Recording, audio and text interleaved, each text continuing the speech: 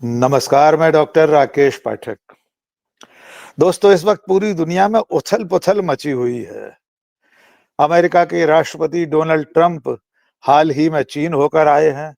साथ में इतना बड़ा लाव लश्कर लेकर गए थे कि इससे पहले कभी भी अमेरिका का कोई राष्ट्रपति इतने लोगों के साथ किसी दूसरे देश की यात्रा पर नहीं गया था। डोनाल्ड ट्रंप वहां से टेक ऑफ हुए, अगली फ्लाइट उतरी बीजिंग में व्लादिमीर पुतिन को लेकर। पुतिन और शी जिनपिंग की बातचीत चलती रही। इस बीच में ईरान युद्ध के रुकने के आसार भी दिखाई दे रहे हैं। पाकिस्तान में इसके लिए बिसात बिछती लग रही है। डोनाल्ड ट्रंप के बार बार बदलते बयानों के बीच भी अब लगभग ऐसा लगने लगा है कि शायद कोई युद्ध विराम हो सकता है और ये समझौता पाकिस्तान में होगा, इतना तो अभी की स्थिति में स्पष्ट दिखाई दे रहा है। इस तमाम कवायद के बीच में एक अहम घटनाक्रम है हमारे प्रधानमंत्री नरेंद्र मोदी की 5 देशों की यात्रा। उसमें भी खासतौर से नीदरलैंड, नॉर्वे और इटली में कुछ विशेष घटनाएं भी हुई हैं। सबसे ज्यादा जिसकी चर्चा है वो है मेलोडी डिप्लोमेसी की। हम नहीं जानते कि इसके पीछे सचमुच में क्या राजनीतिक मंसूबे हासिल किए जाएंगे, क्या अंतरराष्ट्रीय राजनय में, डिप्लोमेसी में इसका अर्थ है। मेलोडी खाने वाले ही जानते होंगे कि असल में इससे क्या हासिल होगा। तो ऐसे कई सवाल हैं कि इस वक्त दुनिया में जो कुछ चल रहा है, ये कोई नया वर्ल्ड ऑर्डर बन रहा है कि आने वाले दिनों में चीन अमेरिका और रूस से भी आगे निकलने वाला है। भारत की भूमिका कहां होगी, हम कहां खड़े होंगे इस विश्व बिरादरी में। इन सवालों के जवाब तलाशने के लिए आज एक बार फिर हमारे साथ हैं डॉक्टर प्रकाश के रे, जाने माने पत्रकार और अंतर्राष्ट्रीय मामलों के विशेषज्ञ। प्रकाश जी, आपका बहुत बहुत स्वागत है। धन्यवाद सर। प्रकाश जी, आप भी मेलोडी खाते हैं क्या? अगर आप खाते होंगे तो हम आपसे जानना चाहेंगे कि मेलोडी खाओ खुद जान जाओ, नरेंद्र मोदी के इटली की प्रधानमंत्री को मेलोडी देने से कौन कौन से हित सध रहे हैं? हम पहले भारत से शुरू करें, फिर चलेंगे चीन। जी।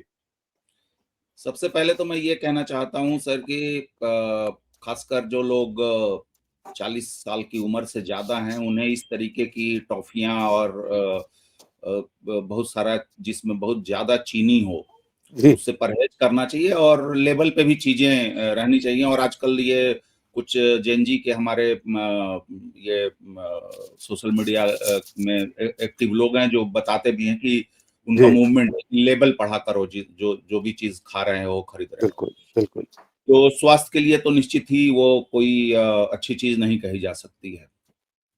दूसरी चीज कि जो प्राइम मिनिस्टर की जो यात्रा रही यूरोप की, देखिए पहली बात तो यह है कि जब भी कोई शासन प्रमुख या राष्ट्राध्यक्ष किसी दूसरे देश में जाता है तो निश्चित रूप से कई सारी उम्मीदें रहती हैं और ये होना भी चाहिए।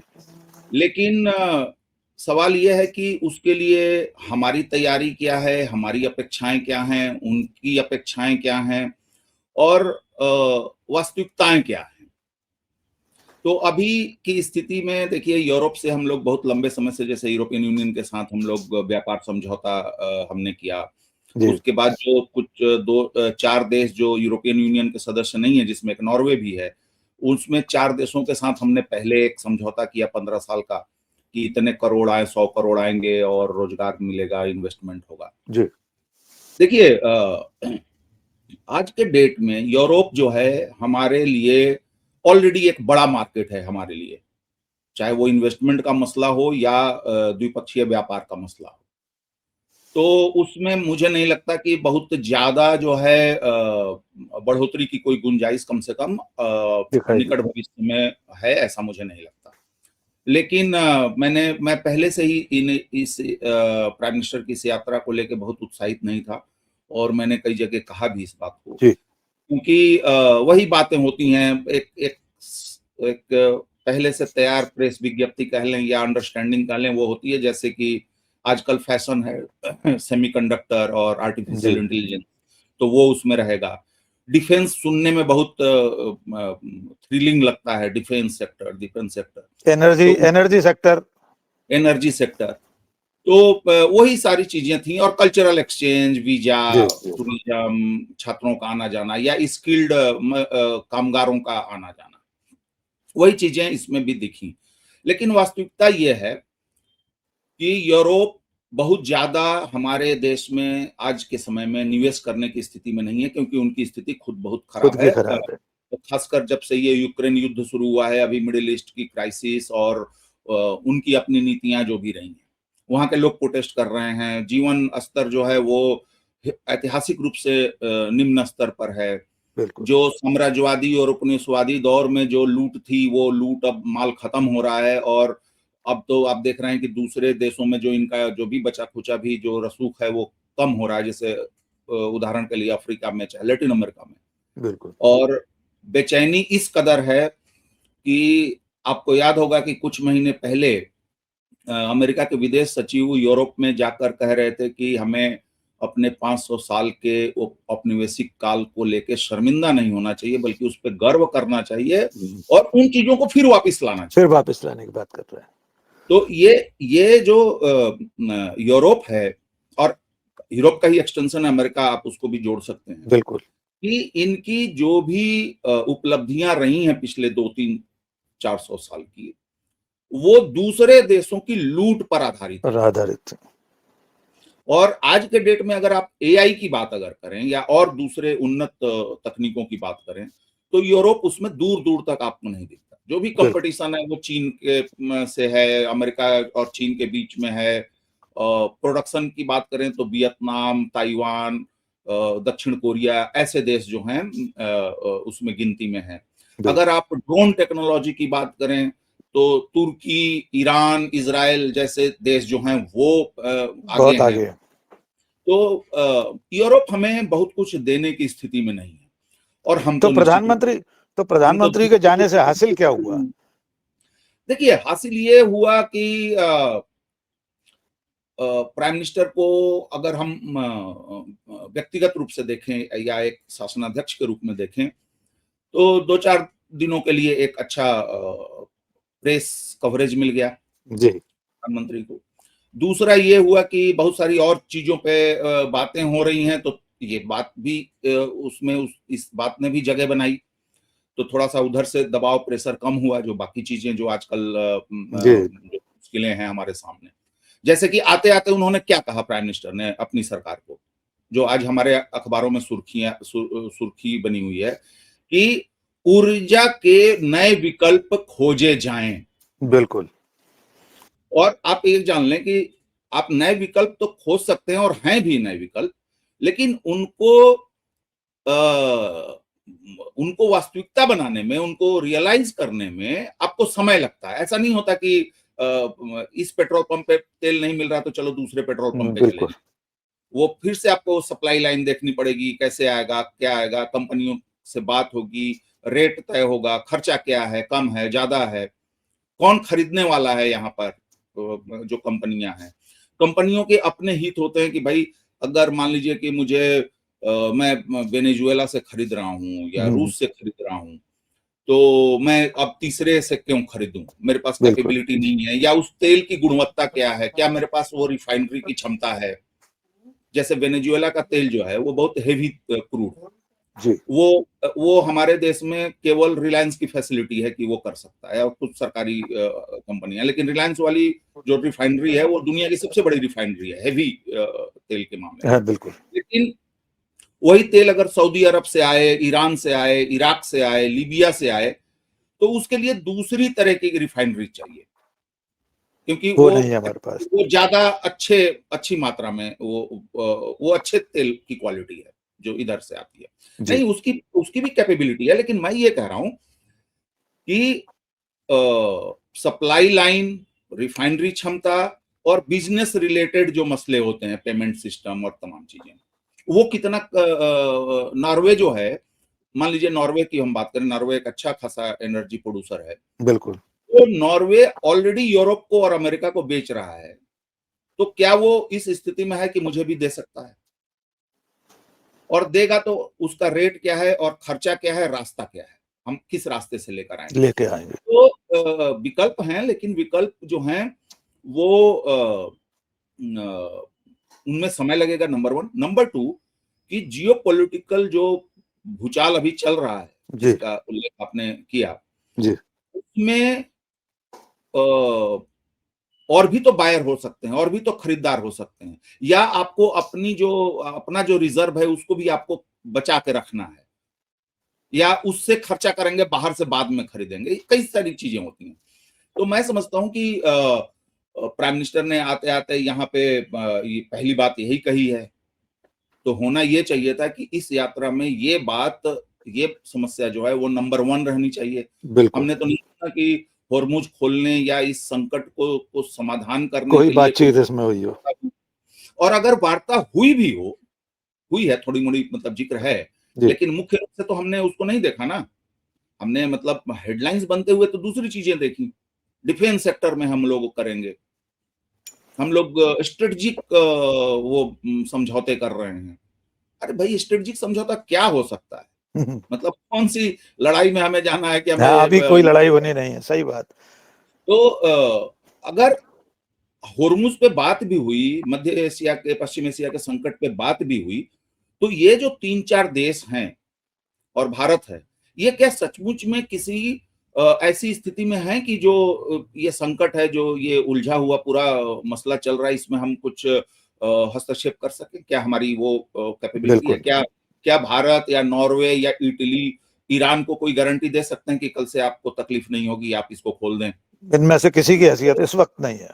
वो जी लेबनान में जाके कह सकते हैं कि भाई हिजबुल्लाह वालों, तुम भी थोड़ा आराम करो, और इजराइल तुम ऐसे मत करो।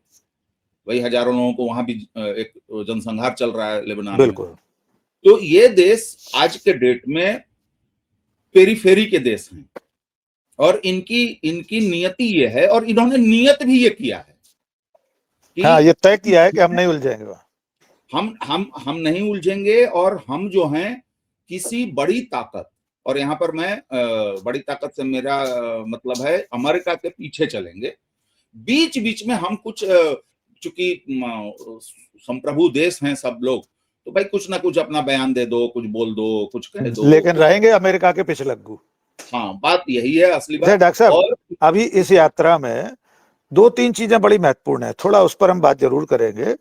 इटली में तो जो हुआ ठीक है, वो एक ये मान सकते हैं कि रील बना ली, मेलोडी चॉकलेट देते हुए उन्होंने वो चर्च वगैरह दिखा रही थी वहां की प्रधानमंत्री, हमारे प्रधानमंत्री हंस रहे थे। उससे पहले एक तो नीदरलैंड में वहां के प्रधानमंत्री ने और यूरोपियन यूनियन की अध्यक्ष ने, दोनों ने भारत में ह्यूमन राइट्स की बात की और प्रेस की आजादी की बात की। उसके बाद वहां विदेश सचिव ने जो खंडन किया, इसके बाद नॉर्वे में वो एक पत्रकार ने सवाल पूछ लिया, प्रेस कॉन्फ्रेंस में भी वो ह्यूमन राइट की बात करती रही, मीडिया की आजादी की बात करती रही।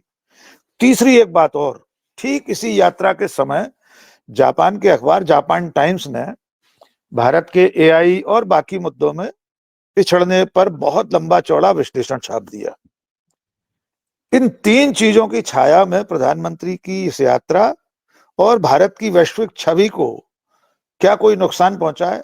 हम इतना आपसे जानना चाहते हैं। देखिए, मैं बहुत पहले से इस बात की तरफ इशारा करता रहा हूं, और बहुत सारे लोग करते रहे हैं जी कि हमारी छवि बहुत पहले ही जो है काफी कुछ उसको नुकसान हो चुका है कई वजहों से। और वो वजहें आप बेहतर जानते हैं कि जी, हमारे देश में क्या चल रहा है जो चल रहा है। खासकर पिछले 1 दशक से। तो वो ऑलरेडी डैमेज्ड एक हमारा इमेज है बाहर में। लेकिन प्रॉब्लम यहां पर यह है कि कई बार यूरोपीय और अमेरिकी जो हैं वो इस तरीके के मुद्दों को, उनकी उनकी दिलचस्पी इसमें नहीं है कि उनकी चिंता नहीं है कि भारत में ऐसा कुछ हाँ, घटित, सही बात। वो इसको एक प्रेशर टैक्टिक्स के रूप में इस्तेमाल करते हैं। बहुत सही बात। वो अभी भी उस हैंगओवर में है कि सभ्यता आपको सिखाने की जिम्मेदारी जो है हम हमारी दोनों। हम्म, तो ये एक तो उनका इंटेंशन ये नहीं है, वो नहीं चाहते कि आपका भला हो।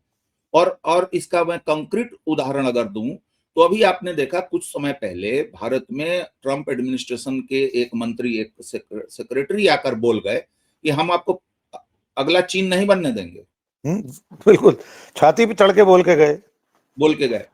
तो इनकी ये कभी नहीं चाहेंगे कि भारत जैसे देश या कोई भी जो एक समय में उनकी कॉलोनी रहा हो और उनके अंतर्गत रहा हो, उसको अगर ऐसा ही होता तो अफ्रीका में यूरोप का अफ्रीकी देशों की आजादी के बाद भी वहां पर यूरोप का वर्चस्व बना रहा, खासकर फ्रांस का। जी, तो हमने हमने वहां पर क्या क्या उसमें फर्क पड़ गया। तो इनकी मंशा नहीं है, पहली बात। ये सिर्फ वो है ना कि अब सिर्फ आदतों की वर्जिश है, वरना रूह नहीं शामिल शिकायत में। क्या बात। तो ये इन इस तरीके की बातों को हमें लगता है कि बहुत गंभीरता से नहीं लेना चाहिए, क्योंकि हम ज्यादा जानते हैं उनसे। बिल्कुल ठीक बात। मेरे देश में मानवाधिकार की क्या स्थिति है, मैं ज्यादा बेहतर जानता हूं किसी भी यूरोपियन यूनियन के ब्यूरोक्रेट से। बिल्कुल, उनके उपदेश की जरूरत नहीं है हमें। हाँ, और मैं रोज वीडियो देख रहा हूं, पुलिस औरतों को पीट रही है, कस्टोडियल डेथ्स हो रहे हैं, बिल्कुल, और लिंचिंग माइनॉरिटीज पर, दलितों पर जो अत्याचार हो रहे हैं, हम और आप देख मैं रहे हैं। रोज देख रहा हूं कि बच्चों पर और महिलाओं पे अपराध जिस तरीके से बढ़ रहे हैं। मैं रोज देख रहा हूं कि मेरी पुलिस और मेरी अदालतें जो हैं वो रोज नाकाम साबित हो रही हैं चीजों को रोकने में। मैं देख रहा हूं कि मेरी राजनीति कितनी भ्रष्ट और कितनी क्रूर हो चुकी है। ये मैं रोज मुझे किसी यूरोपियन यूनियन या अमेरिकी स्टेट डिपार्टमेंट के रिपोर्ट की आवश्यकता नहीं है। और मैं ये भी जानता हूं कि आप मेरे घर की समस्याओं को सिर्फ इसलिए उठा रहे हैं कि आप एक तो परिवार पे एक मानसिक मनोवैज्ञानिक दबाव बनाएं, बिल्कुल, और दूसरा कि और इसमें कुछ ना कुछ 3-5 करें। बिल्कुल, अपनी सुपीरियरिटी एक तो दर्ज कराना है उन्हें। और मैं कह रहा हूं कि आपने देखा कि इन्होंने चीन को लेके, मानवाधिकार को लेके वर्षों तक त्राहिमाम किया, लेकिन चीन ने कोई तवज्जो नहीं दी। कोई यूरोपीय, कोई अमेरिकी ये मानने के लिए तैयार नहीं है कि चीन ने मानव इतिहास में सबसे कम समय में सबसे ज्यादा लोगों को गरीबी रेखा से ऊपर निकाल दिया। 80 करोड़ से ज्यादा लोग जो है आज एक तरीके से कह लें कि मध्य आय वर्ग में है वहां पर। बिल्कुल ठीक। तो मैं इन चिंताओं को नहीं रखता हूं, लेकिन आप एक नेता के रूप में, चाहे एक देश के रूप में, एक सरकार के रूप में, अगर आपके सामने सवाल पोज हो तो आपको, मैं ये नहीं कर रहा हूं कि जरूरी नहीं था कि वो मैंने नहीं बहुत तरीके से फॉलो किया कि उस मीटिंग में प्राइम मिनिस्टर को जवाब देने का प्लान था, नहीं था, या सवालों को नहीं उन्होंने लिया, मैं नहीं जानता हूं। और वहां से सफाई भी आई है कि ये प्रेस ब्रीफिंग नहीं थी, ये सब था। और बाद में जो ऑफिसरों के साथ, हमारे ऑफिसरों, डिप्लोमेट्स के साथ जो बातचीत हुई, भाई आपको बहुत ढंग से आपको जवाब देना चाहिए था। वो तो चले गए इंडिया का डांडिया वाह वाह, इंडिया का भंगड़ा वाह वाह, यहाँ का गरबा वाह वाह, यहाँ की पूड़ी वाह वाह, यहाँ का समोसा वाह वाह, वो तो उस मोड में चले गए। बिल्कुल सही है। अरे जब आपका देश वैसा था, वही तो हम कह रहे हैं यहाँ पे अपनी सरकार से कि हमें अपने अतीत की जो खूबसूरत चीजें हैं, हमारी सोसाइटी में, हमारी संस्कृति में जो अच्छी चीजें हैं, सुंदर चीजें हैं, हमें उनको बचाना है, उनको बढ़ाना है, उन पे हमको नाज करना है। हमको फ्लिम्जी कोई एक आर्टिफिशियल वो बना के कि हमारे पास वो था, हमारा तो 5000 साल पुरानी संस्कृति है, कोई मतलब नहीं बनता, कोई मतलब नहीं जी। तो इसमें डॉक्टर साहब आपने एक घटना का, ये थोड़ा चिंताजनक है कि इस तरीके से हमारी सरकार रिस्पॉन्ड कर रही है, और वो बिना मतलब का एक दूसरा डैमेज हो रहा है उससे। बिल्कुल। आपने एक उदाहरण अभी दे दिया कि अमेरिका का एक मंत्री आकर दिल्ली में कह गया कि हम आपको दूसरा चीन नहीं बनने देंगे। क्या हमारी सरकार ने, विदेश मंत्रालय ने, प्रधानमंत्री कार्यालय ने इसका ठीक से माकूल जवाब दिया अमेरिका को? कोई प्रतिवाद किया कि आप कौन होते हैं हमें चीन बनने से रोकने वाले? और हम चीन ही क्यों बने, भारत तो चीन से भी बेहतर बनने की राह पर चलेगा, आप कौन होते हैं ये तय करने वाले? आपको कोई ऐसा प्रतिवाद दिखाई दिया?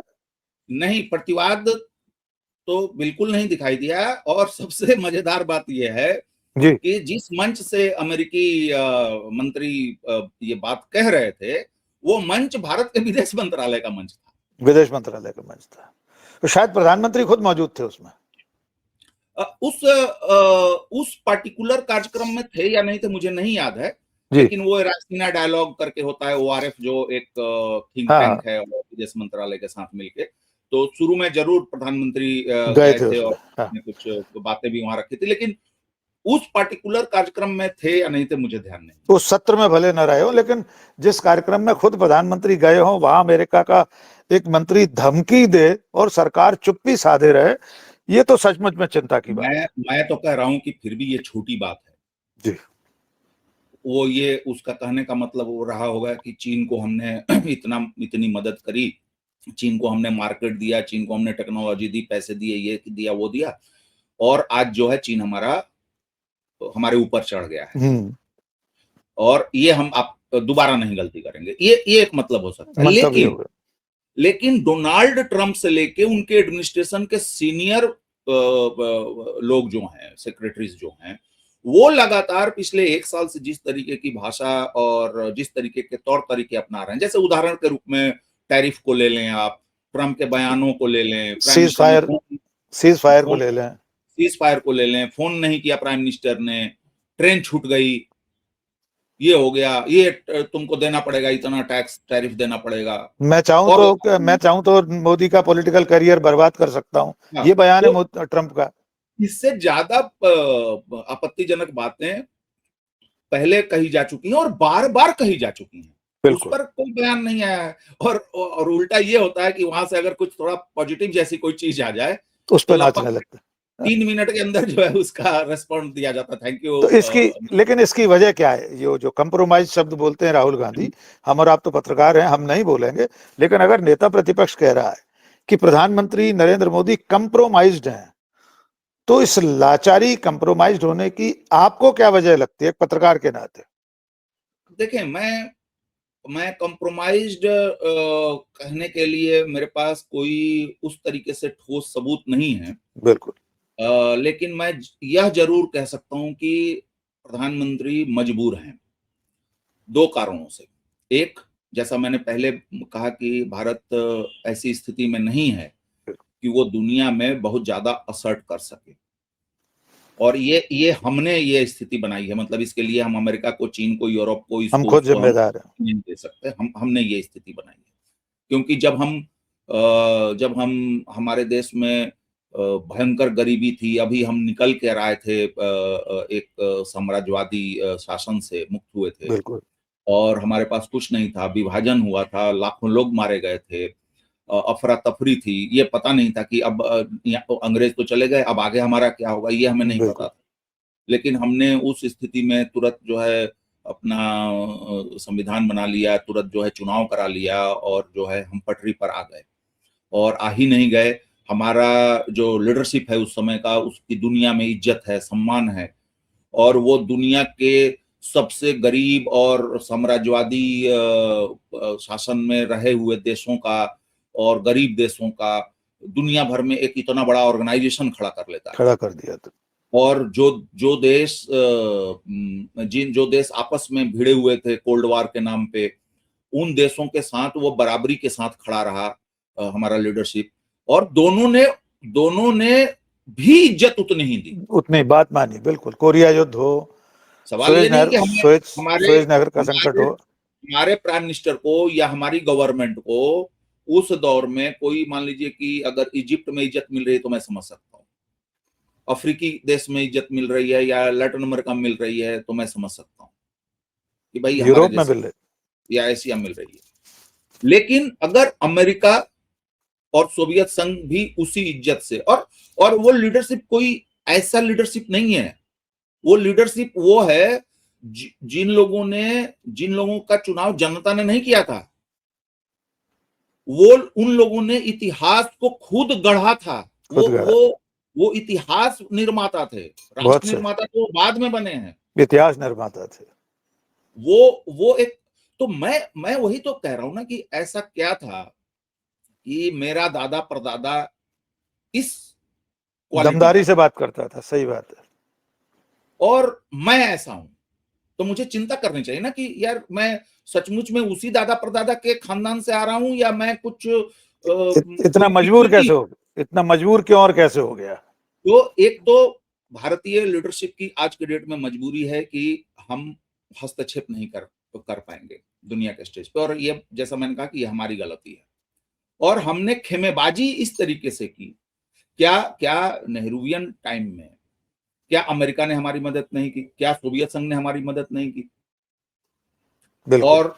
और आज के डेट में भी आप क्या अमेरिका से ज्यादा व्यापार नहीं कर रहे हैं, या रूस से तेल नहीं खरीद रहे हैं, या चीन से नहीं व्यापार कर रहे हैं? तो ऐसा क्या हुआ कि वर्ल्ड स्टेज पे मेरी वो हैसियत नहीं रही पहले की तरह? क्यों? क्योंकि मैंने विदेश नीति को बहुत बैलेंस्ड, बहुत ही फोकस्ड तरीके से नहीं चलाया, नहीं चला, बच्चों का और खेल बना दिया, और विदेश जिस नीति को बच्चों का खेल बना दिया। और मैं इतना शुरू में मैं प्राइम मिनिस्टर मोदी के बहुत सारे बयानों को और विदेश नीति के कंपोनेंट्स को मैं बहुत रेस्पेक्ट करता था, और मैं ये कहता था कि चलो इनकी आइडियोलॉजी अलग है तो इन्होंने लैंग्वेज बदल दिया, लेकिन वो नेहरूवियन वॉइस ही था। वो उस समय कहा जाता था गुट निरपेक्ष, इन्होंने कहा ग्लोबल साउथ, और इन्होंने कहा कि भारत जो है ग्लोबल साउथ की आवाज बनेगा। जैसे कि अफ्रीकन यूनियन को G20 में हमारे देश में वो मौका आया जब वो G20 में शामिल हुए, अफ्रीकी देशों का जो संगठन है। लेकिन अचानक से दुनिया ने देखा कि हम इजराइल के खेमे में हैं। हम तो वो देश रहे हैं सर कि हम क्रिकेट खेलने नहीं जाते थे रंगभेद नीति के खिलाफ, बिल्कुल नहीं जाते थे। बिजनेस तो बहुत दूर की बात है। और हम बोलते थे जिनको कि थैचर और रीगन जिस मंडेला को आतंकवादी कहती थी, उनको हमने अपना सबसे उच्च सम्मान जो है उससे हमने उनको नवाजा, बिल्कुल नवाजा। और हम गर्व करते हैं कि हमारी राजनीति और हमारी जो विरासत रही है स्वतंत्रता की लड़ाई में, उससे उनको प्रेरणा मिली है। और बहुत सारे इंडियन ओरिजिन के लोग उस आंदोलन में हैं। बिल्कुल। और जनसंहार हो रहे हैं और मैं चुप रहूंगा? चुप है, बिल्कुल सही बात, ऐसा कभी नहीं था भारत। ये हमने बनाया है। और आज आप देखिए, मैं पहले भी आपसे बातचीत में कहा हूं कि ये नुकसान आज आपको नहीं दिखेगा, ये जो भी दिख रहा है उसका कोई अभी बहुत छोटा रूप हम देख रहे हैं। ये जो भरोसा आप खोएंगे, देखिए आज का नुकसान और नफा जो है वो मैनेजेबल है, पर भविष्य का तो बहुत बड़ा है। जब आप भरोसा खो देंगे तो, और ग्लोबल साउथ में भरोसा अगर नहीं रहेगा तो हम बार्गेनिंग की स्थिति में नहीं रहेंगे। मान लीजिए 1 मिनट के लिए कि WTO में कोई मसला फंस गया कि भाई आप जो है आपका एक्सपोर्ट जो है इस पर हम रोक लगाएंगे क्योंकि आप किसानों को बहुत ज्यादा सब्सिडी देते हो। मान लीजिए कि ये सवाल, तो वहां पे वोटिंग होगी, वहां पे लॉबिंग होगी, वहां पे समय मांगा जाएगा, तो आप जो आपके साथ कोई होगा ही नहीं वहां पे, तो वहां पे लोग नहीं होंगे। आप जलवायु सम्मेलन में जाएंगे, वहां पर ये गोरे कहेंगे कि ये कोयला मत जलाओ, पेट्रोल मत जलाओ, ऐसे मत करो, वैसे मत करो। वो ये कह सकते हैं जैसे अभी यूरोपियन यूनियन में रूल भी है और उस पर जो हमने एग्रीमेंट किया है उस पर अभी उसमें साफ साफ नहीं कहा गया उस बारे में। वो ये है कि वर्किंग कंडीशन, जैसे मान लीजिए कि हमने कपड़ा भेजा वहां पर बेचा, तो वो ये पता करेंगे कि ये कपड़ा जिस फैक्ट्री में बन के आया, क्या वहां पे बच्चों से काम लिया जा रहा है, क्या वहां पे मजदूरों को ठीक ठाक पैसा दिया जा रहा है, वर्किंग कंडीशन क्या है, क्या इसमें पर्यावरण संबंधी कानूनों का तो उल्लंघन नहीं है इस प्रोडक्ट को बनाने में। इतना दखल रहेगा उनका। तो हम जो हैं, ये जो प्राइम मिनिस्टर ने कहा है कि ऊर्जा विकल्प, तो हमें बाजार विकल्प भी चाहिए, क्योंकि अगर हमारी अर्थव्यवस्था को अगर विकसित होना है, आगे बढ़ना है, तो बाजार चाहिए, ज्यादा से ज्यादा बाजार चाहिए, हमको ज्यादा से ज्यादा देशों को एक्सपोर्ट करना पड़ेगा और हमें ज्यादा चीजें बनानी पड़ेंगी। तो ये सिचुएशंस नहीं है, इसलिए प्राइम मिनिस्टर मैं कहूंगा कि मजबूर ज्यादा है।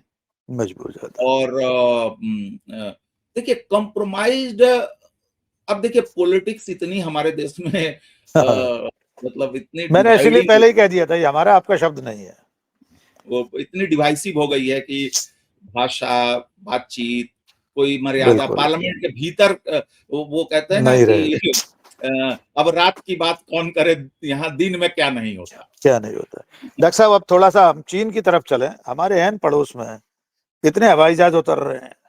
डोनाल्ड ट्रंप अपने साथ दुनिया के सारे बड़े सीईओज को लेकर, अपने अधिकारी तो मंत्री उनके साथ थे ही, लेकिन शायद दुनिया के इतिहास में जब से ये कॉरपोरेट कल्चर शुरू हुआ है, पहली घटना होगी कि एक ही जहाज में दुनिया के सारे सिरमौर बैठे थे। डोनाल्ड ट्रंप 2 दिन चीन में रहे, चीन ने अपना जलवा दिखा दिया। आपने लगातार उस पर लिखा कि शी जिनपिंग ने क्या क्या डोनाल्ड ट्रंप को झांकी दिखाई है। इसके बाद लौट के डोनाल्ड ट्रंप को क्या हासिल हुआ और चीन कहाँ है, ये भी आप थोड़ा सा हमारे दर्शकों को समझाएंगे। उसके बाद फिर पुतिन पहुंच गए। ये हो क्या रहा है इस वक्त? ये बीजिंग अचानक पूरी दुनिया की धुरी क्यों बन गया? सर जी कुछ समय क्या मतलब लगभग 20 सालों से 25 सालों से ये चीजें चल रही हैं। देखने वाले देख रहे थे, देख रहे जी हैं, बोल रहे थे, लिख रहे थे। बहुत लोगों को पट्टी पड़ी हुई थी आंख पे, तो वो नहीं नहीं देख देख रहे रहे। थे। और भारत में भी बहुत से लोग पूर्वाग्रहों से ग्रसित होकर देख रहे थे चीन को। जी ये और बात है कि भारत के अपने विकास में चीन का बहुत बड़ा योगदान है, जो हम चीजें उनसे खरीदते हैं, और वो भी पैसा खूब कमा रहे हैं हमसे। देखिए, चीन जो हो रहा है चीन में, और शायद भारत में भी हो सकता था, जो शायद हम खो दिया मौका। हमारी गाड़ी शायद पटरी से उतर गई, या स्पीड धीमी हो गई, या पटरी डैमेज हो गई, जो भी हुआ हो। ये इतिहास अपनी यात्रा में जो कुछ अपवाद स्थितियां थी उनको दुरुस्त कर रहा है। ये कोई नई बात नहीं है। साल 1 से लेके, अगर हम ईस्वी सन की बात करें, जी साल 1 से लेकर साल 1820 तक आप जाके डेटा देख लें वर्ल्ड ट्रेड का, वो उसमें आप हमेशा पाएंगे कि नंबर 1 और नंबर 2 देश जो हैं वो चीन और भारत हैं। बिल्कुल। तो ये जो 1800 साल की यात्रा है, वो डिस्टरप्ट हुई, और वो भी चीन की गलती से वो डिस्टरप्ट हुई, और दुनिया ने साम्राज्यवाद और उपनिवेशवाद भोगा। आया 16 सेंचुरी में चाइना के बड़े बड़े आर्मडा चलते थे, 700 जहाजों का वो बेड़ा जाता था और व्यापार करता था। छोटे देशों से वो वसूली भी करते थे, ट्रिब्यूट जी वसूली करते थे, लेकिन उन्होंने कभी किसी देश पर हमला नहीं किया। वो सिर्फ जाते थे, बिजनेस करते थे, अपना सामान। और अगर आप तो गए हैं वहां पे, आप कोची जाएं अगर, तो वहां पे उसके बारे में, जब अरमडा यहाँ आया था हिंदुस्तान, तो उसके बारे में ये है। घबरा गए थे यहाँ पे, अरे ये कौन से लोग आ रहे हैं। उन्होंने क्या कहा आ कि गया? भाई, तो वो समुंदर का रास्ता थोड़ा सा हमारे कुछ जहाजों को डैमेज हो गया है, तो 2-4 महीने हम रुकेंगे, जब हवा ठीक हो जाएगी तो हम फिर निकल जाएंगे। और वो कई हिंद महासागर में कई जगहों पे पहुंचने लगे थे, लेकिन अचानक से चीन में कुछ चीजें गड़बड़ हुई। और चीनी लोगों की एक मान्यता है कि सेंटर जो है, जो हमारा सेंटर है जी सत्ता का, अगर वो अच्छा चल रहा है तो इसका मतलब कि स्वर्ग की कृपा हम पर है। लेकिन अगर हम ठीक से काम नहीं कर रहे हैं, अगर देश में अकाल पड़ रहा है, या और कोई संकट है। आपदाएं आ रही हैं, प्रोडक्शन नहीं हो पा रहा है, तो इसका मतलब यह है कि स्वर्ग ने हमारे सेंटर से अपनी कृपा वापस ले ली है, तो जी अब समय है कि दूसरे को ले आओ। इस तरीके की उनकी मान्यताएं हैं। तो उन लोगों ने कहा कि अरे बंद करो ये सब, बाहर से हमारे पास तो क्या नहीं है, ये क्या बाहर को जाना आना है। हालांकि वो उसी पैसे से ये सारा बना, जो हम बीजिंग में देख रहे थे देख अभी रहे हैं। जी यात्रा, या पुतिन की यात्रा के साथ। तो उन्होंने बंद कर दिया। 50 साल के अंदर चीन में नाव बनाने की क्षमता खत्म हो गई, और 50 साल के भीतर जो है ये पायरेट्स निकले, Vasco D gamma, Magellan, Columbus, और इन्होंने कहीं गुलाम बनाए, कहीं पे लूटा, कहीं खसोटा, साम्राज्यवाद बना। बना सही। वो जो 200, 250 साल, 300 साल का समय है, वही समय है जब हम देखते हैं कि यूरोप जो है नंबर 1 बनता है, बिल्कुल और भारत और चीन जैसे देश जो हैं वो चले जाते हैं पीछे। पर्दे के। तो बस इतिहास उस अपवाद को, जो 200 साल का अपवाद है, दुरुस्त कर रहा है जी। और आप ये समझें कि आप कितने भी समझदार हो, कितने भी आपके पास बुद्धि हो, साइंस हो, टेक्नोलॉजी हो, जो भी हो, व्हाटएवर, लेकिन आपके पास अगर लोग नहीं है, आपके पास अगर रिसोर्सेज नहीं है, तो आप नहीं कर पाएंगे। और याद करिए, यूरोप लगभग 1000 साल तक डार्क एज में रहा है। डार्क एज कहा जाती है, बिल्कुल।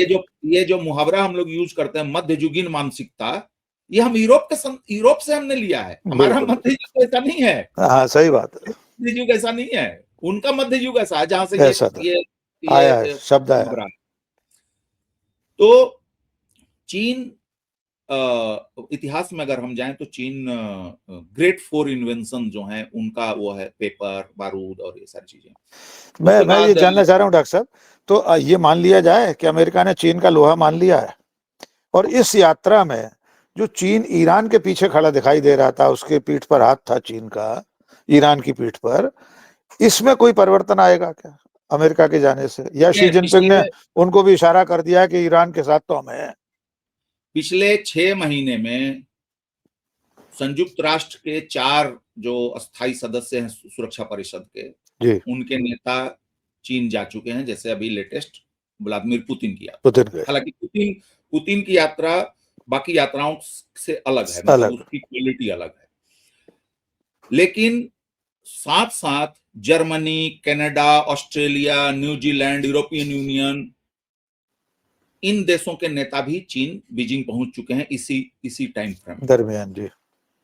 उसके अलावा पिछले 1 साल के भीतर चीन ने गुटनिरपेक्ष देशों का, अफ्रीकी देशों का, लैटिन अमेरिकी देशों का बड़ा जलसा उन्होंने किया। बेल्ट रोड परियोजना का उन्होंने मनाया, उसमें उन्होंने 125 से ज्यादा देशों के नेताओं को बुलाया, और कोई 40-50 इंटरनेशनल ऑर्गेनाइजेशंस के लोग आए। तो अभी चीन जो है, सारे लोग जा रहे हैं, उसकी 2-3 वजह मैं खटाखट बता दूं। पहली वजह तो यह है कि चीन शायद आज के समय में दुनिया का अकेला देश है जिसके पास नगदी है, पैसा है, बिल्कुल, और थोड़ा मोड़ा पैसा गल्फ कंट्रीज के पास है, और कुछ मान लीजिए कि जापान के पास होगा। हालांकि जापान की अभी स्थिति थोड़ी ठीक नहीं चल रही, जो उनका बॉन्ड मार्केट है, और जर्मनी की स्थिति ठीक नहीं चल रही है। यूरोपियन यूनियन के देशों का अगर आप इकोनॉमिक डेवलपमेंट देखें तो काफी नीचे आ गया, खासकर यूक्रेन वार के बाद से और कोविड के बाद से। लेकिन चीन का लगातार वो चल रहा है। चीन ने पिछले साल $1.25 ट्रिलियन मुनाफा में कमाया है एक्सपोर्ट करके। चीन जो है दुनिया का 1/3 प्रोडक्शन करता है, और जितने भी हाई टेक्निक्स हैं, जैसे एआई फॉर एग्जांपल, ये लोग सोचते हैं कि चिप्स नहीं देंगे। चाइना का एक, देखिए 2-3 तरीके से आप डेवलपमेंट करते हैं। जैसे कि आपने डेवलप किया कि आप जीनियस हैं, आपने कोई नई चीज इजाद कर ली, बना ली, इन्वेंशन किया। दूसरा ये होता है कि फ्लुक से हो गया, कोई चीज पता चल गई आपको।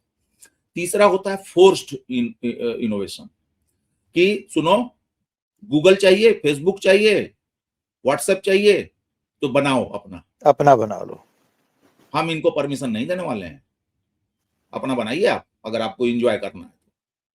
तो देखिए आज के डेट में उनका सोशल मीडिया का लेवल देखिए, उनका टिकटॉक निकला और पूरी दुनिया को जीत लिया। सही बात। तो जब इन्होंने चिप बंद किया तो अचानक से चिप में वो हो गए, और ये बात एनवीडिया के चीफ कई बार बोल चुके हैं कि दुनिया में जो एआई के इंजीनियर्स हैं उसमें 50% चाइनीज हैं, जिनमें कि ज्यादातर चीन में काम कर रहे हैं, बाकी अमेरिका और देशों में काम कर रहे हैं। चिप्स बनाने के लिए, मिसाइल बनाने के लिए, मोबाइल फोन बनाने के लिए, इलेक्ट्रिक व्हीकल बनाने के लिए आपको रेयर अर्थ मटेरियल चाहिए। रेयर अर्थ मटेरियल की रिफाइनरी जो क्षमता है 90% पर, उस पर कब्जा जो है चीन का। रेयर अर्थ मटेरियल्स बालू की तरह अवेलेबल हैं दुनिया भर में जी, लेकिन इसको रिफाइन करने का बिल्कुल की टेक्नोलॉजी नहीं है, जो उन्होंने लेट 70s में शुरू कर दिया था उस पर काम करना। जी। तो ये सारे लोग जा रहे हैं कि आप हमें पैसा दीजिए। डोनाल्ड ट्रंप ने की यात्रा में बात आई ना कि $1 ट्रिलियन मांग रहे हैं कि इन्वेस्ट कर दो हमारे यहाँ। हाँ, और चूंकि उनका अच्छा खासा आज भी इतना टेंशन में पिछले साल चीन का 30% एक्सपोर्ट कम हो गया और अमेरिका का 25% एक्सपोर्ट कम हो गया चीन का, जो इन दोनों देशों के बीच में चला। आपको याद होगा एक समय टैरिफ पिछले साल 500% तक पहुंच गया था। वो पहुंच गया था, बिल्कुल। तो ये जा रहे हैं कि भाई ये सब हम रिजॉल्व कर लेते हैं, आप हमको पैसा दीजिए, क्योंकि अभी अमेरिका को पैसा चाहिए, नगदी कुल मिला चाहिए। के इस वक्त चीन के सामने सब लोग नतमस्तक हैं, ये मान सकते हैं। सर सिंपल सी चीज है कि आपने अपने वर्क कल्चर को उस तरीके से कर दिया कि हम बहुत पहले, और IMF वगैरह भी बोलने लगे थे कि ये जो सस्ता रूसी तेल और ये जो सस्ता लेबर है चीन का, इसका दौर बीत चुका। बिल्कुल।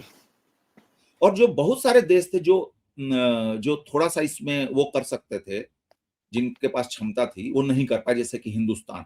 हमने स्किल्ड लेबर नहीं पैदा किए, हमने एडुकेटेड लेबर नहीं पैदा किए, बिल्कुल हमने टेक्नोलॉजीज को ला के यहाँ पे डेवलप करने की कोई कोशिश नहीं की। हमने बिल्कुल। सिर्फ ये कहा भाई आ जाइए, हम भी पैसा लगा देते हैं, चलो कुछ कमा लेंगे। आज हमने अपने IT में हम पिछड़ते, AI में पिछड़ते जा रहे हैं।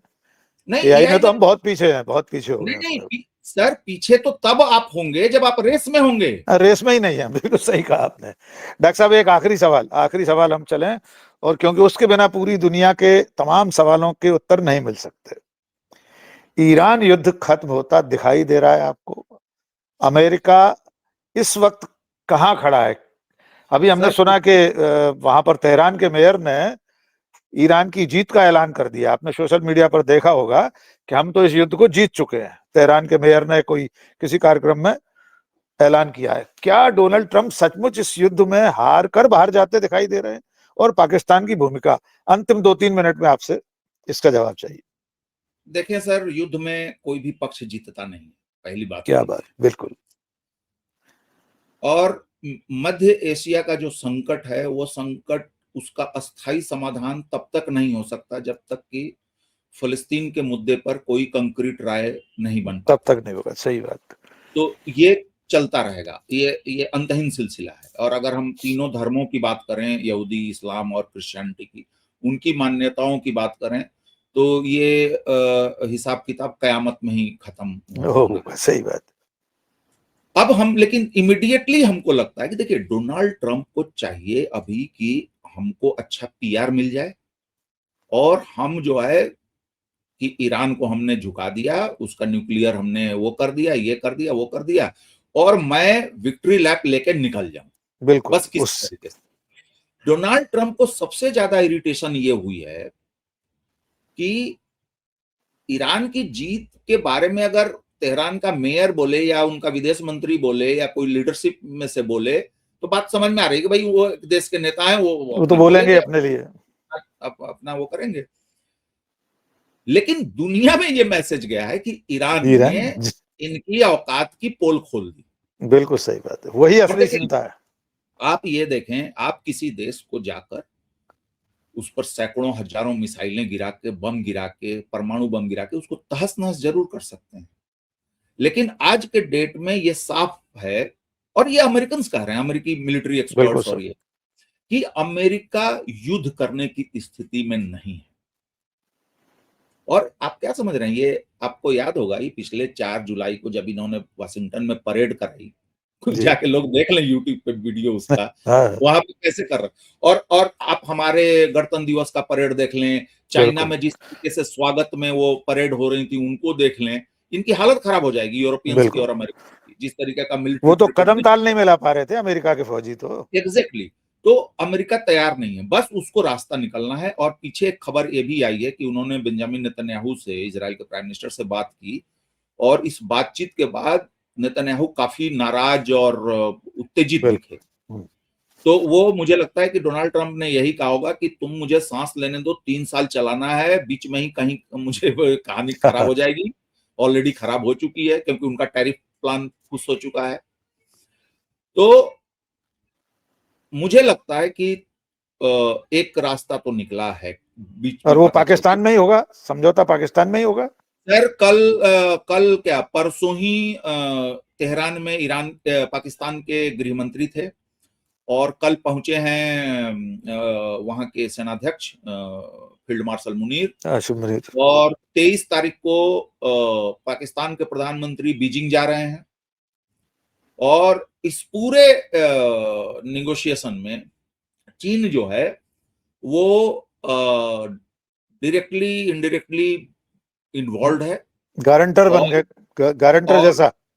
और मुझे लगता है कि प्रेसिडेंट शी ने जरूर प्रेसिडेंट ट्रंप को एक रेड लाइन तो उन्होंने दे दी है, और उसका एक दूसरा एस्पेक्ट हमको दिखा, जो पुतिन और जिनपिंग का जो वो आया, जो उन्होंने साझा घोषणा पत्र टाइप से जो किया है जी, उसमें उन लोगों ने ये भी कहा है कि अफ्रीका की स्वतंत्रता और संप्रभुता पर हम आंच नहीं आने देंगे। बिल्कुल। इसका मतलब है कि एक नया जियोपॉलिटिकल फ्रंट भी खुल रहा है, उधर भी खुलने वाला है, क्योंकि ट्रंप कह रहा है हम क्यूबा पे कब्जा करने जा रहे हैं। और ईरान ने जो बात कही है, बार बार जो उन्होंने कहा है, और पीछे फ्रीडम प्रोजेक्ट जो आया था 10 घंटे के लिए, उसमें उन्होंने दिखाया कि हम बर्बाद हो जाएंगे तो ये जो गल्फ डिक्टेटरशिप्स हैं ये भी नहीं बचेंगी, ये भी नहीं बचेंगी। बहुत अच्छी बातचीत डॉक्टर साहब आपने की। ये अगर नुकसान में चली गई तो आप समझ लें कि अमेरिका का बोरिया बिस्तर मध्य एशिया से हमेशा के लिए उड़ जाएगा, बंद जाएगा। बिल्कुल ठीक बात। तो आज इस वक्त दुनिया में जो कुछ उथल पुथल मची हुई है, आवाजाही चल रही है, अमेरिका के राष्ट्रपति चीन जा रहे हैं, रूस के राष्ट्रपति चीन पहुंचे हुए हैं, पाकिस्तान के फील्ड मार्शल मुनीर, उनके गृह मंत्री तेहरान गए हुए हैं, पाकिस्तान का प्रधानमंत्री बीजिंग जाने वाले हैं, हमारे प्रधानमंत्री 5 देशों की यात्रा करके आए हैं। इस पूरी वैश्विक आवाजाही के बीच में डॉक्टर प्रकाश गेरे का मानना यह है कि हम बहुत अकेले से पड़ गए हैं, अलग थलग पड़ गए हैं, और इसका जो हालिया नुकसान है उससे ज्यादा बड़ा नुकसान भविष्य की पीढ़ियों के सामने आ सकता है, ऐसी उनकी आशंका। ये बातचीत आप लोगों को कैसी लगी? दर्शकों से आग्रह कमेंट करके जरूर बताएं। डॉक्टर साहब बहुत बहुत शुक्रिया इस लंबी और विस्तृत गहन बातचीत के लिए, बहुत बहुत शुक्रिया। धन्यवाद सर, धन्यवाद।